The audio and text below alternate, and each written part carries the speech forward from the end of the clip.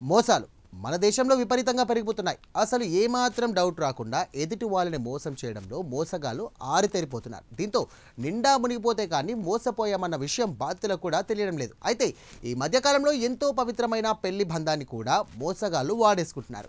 మ్యాట్రిమోనీల పేరుతో దాని ద్వారా అందమైన అమ్మాయిలను ఎరగా వేసి అబ్బాయిలను జీవితాలతో ఆడుకుంటున్నారు.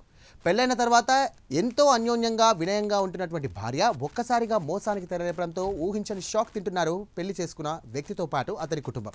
అయితే ఎగ్జాక్ట్గా ఇదే తరహాలో ఓ పెద్ద మాస్టర్ ప్లాన్ వేసిన ఓ ముఠా కారణంగా ఒకటి కాదు రెండు కాదు ఏకంగా 12 మంది భర్తలు ఫేక్ భార్యల చేతుల్లో నిండా మునిగిపోయారు. పవిత్రమైన కార్వా చౌత్ పండుగ రోజున భర్తల కోసం ఉపవాసాలుండి నమ్మించి ఆ కిలాడీలు చేసినటువంటి పనికి ఇప్పుడు దేశవ్యాప్తంగా సంచలనంగా మారింది. ఒకేసారి 12 ఇళ్లలో సేమ్ టు సేమ్ మోసాన్ని చూసి పోలీసులకు సైతం దిమ్మ తిరిగింది. ఎప్పటికప్పుడు కొత్త స్ట్రాటజీలతో మోసాలకు తెరలేపుతున్నారు కొందరు మహిళలు. పెళ్లి చేసుకొని నెలలు తరబడి డబ్బున్న వాళ్ళ ఇళ్లలో నమ్మకంగా ఉండి అనువైన సమయం చూసుకొని డబ్బు నగలతో చెక్కేస్తున్నారు. ఇలాగే ఒకరు కాదు ఇద్దరు కాదు ఏకంగా 12 మంది మహిళలు ఇలాగే తమ భర్తలను మోసం చేసి డబ్బు నగలతో చెక్కేశారు. ఈ దారుణం ఉత్తరప్రదేశ్లో చోటు చేసుకోగా ఉత్తర భారతంలో ఎంతో పవిత్రంగా జరుపుకునే కార్వా చౌత్ పండుగ రోజున ఈ సంఘటన చోటు చేసుకోవడం దారుణం. ఈ పండుగ రోజున తమ భర్తలకు 100 ఏళ్ల ఆయుష్ కోరుకుంటూ భార్యలు అత్యంత భక్తి శ్రద్ధలతో ఉపవాసం ఉంటారు. ఈ పండుగను ఘనంగా చేసుకుంటారు.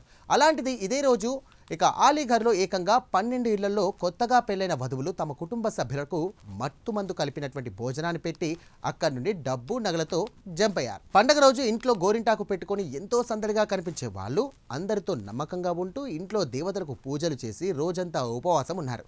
తమ భర్తలకు హారతి ఇచ్చి ఎంతో ప్రేమ ఉన్నట్టుగా అందరినీ నమ్మించారు. అయితే ముందు నుండే పెద్ద మాస్టర్ ప్లాన్తో ఉన్నటువంటి వీళ్ళు రాత్రి భోజనం కాగానే అన్నంలో మత్తుమందు కలిపారు.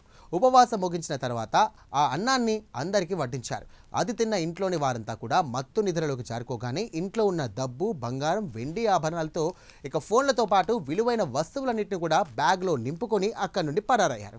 ఇక మత్తు నుండి బయటపడిన తర్వాత లేచి చూసుకున్న వాళ్ళు షాక్ అయ్యారు. వధువు కనిపించకపోవడంతో పాటు ఇల్లంతా చిందరవందరగా పడి ఉంది. మరోవైపు ఇంట్లోని లాకర్లు తెరిచి ఉండగా ఖాళీగా ఉండడం చూసి ఒక్కసారిగా ఉలికిపడ్డారు. అయితే ఓ బాధిత కుటుంబం లబోదిబోమంటూ పోలీసులను ఆశ్రయించగా దాని తర్వాత ఒక్కొక్క ఘటన వెలుగులోకి వచ్చింది. దీంతో మా ఇంట్లో కూడా ఇలాగే జరిగిందంటూ కూడా కుటుంబ సభ్యులు రోధిస్తూ పోలీస్ స్టేషన్లకు పరుగులు తీశారు. దీంతో ఒకేసారి 12 కుటుంబాల్లో సేమ్ టు సేమ్ ఘటనలు చోటు చేసుకోవడంతో పోలీసులు కూడా షాక్ తిన్నారు. దీని వెనుక ఏదో పెద్ద మాస్టర్ ప్లాన్ ఉందని ఇక అనుమానించినటువంటి పోలీసులు ఆ కోణంలో దర్యాప్తును మొదలుపెట్టారు. అన్ని కోణాల్లో ఇన్వెస్టిగేషన్ చేస్తున్న పోలీసులు పెళ్లిళ్లు చేసినటువంటి ఏజెంట్ల ఫోటోలు, పత్రాలను సేకరించి ఆ కిలేడీలను పట్టుకోవడానికి బీహార్, జార్ఖండ్ రాష్ట్రాల్లోని పలు జిల్లాల్లో గాలింపు చర్యలు చేపట్టారు. అయితే పక్కా ప్లాన్ ప్రకారం ఇది ఒక ముఠా చేసినటువంటి పని అన్న పోలీసులు ఈ దోపిడీ వెనుక బ్రోకర్లు కీలక పాత్ర పోషించారని అనుమానిస్తున్నారు. కొందరు దుర్మార్గులు ముఠాగా ఏర్పడి బీహార్, జార్ఖండ్ రాష్ట్రాల నుంచి అమ్మాయిలను తీసుకువచ్చి ఒక్కో పెళ్లికి 80,000 నుండి 1,50,000 వరకు వసూలు చేస్తున్నారు. అలా పెళ్లిళ్లు చేసుకున్న కొద్ది రోజుల్లోనే తమ భర్త, అత్తమామల వద్ద నమ్మకంగా ఉంటూ వారితో మంచివారుగా నటిస్తారు. ఎలాంటి డౌట్ రాకుండా రాత్రికి రాత్రి ఇంట్లోని డబ్బులు, నగలు తీసుకొని ఇక అన్నీ తీసుకొని ఉడాయిస్తారు. ఈ తరహా మోసాలు రోజు రోజుకి పెరిగిపోతున్నాయి.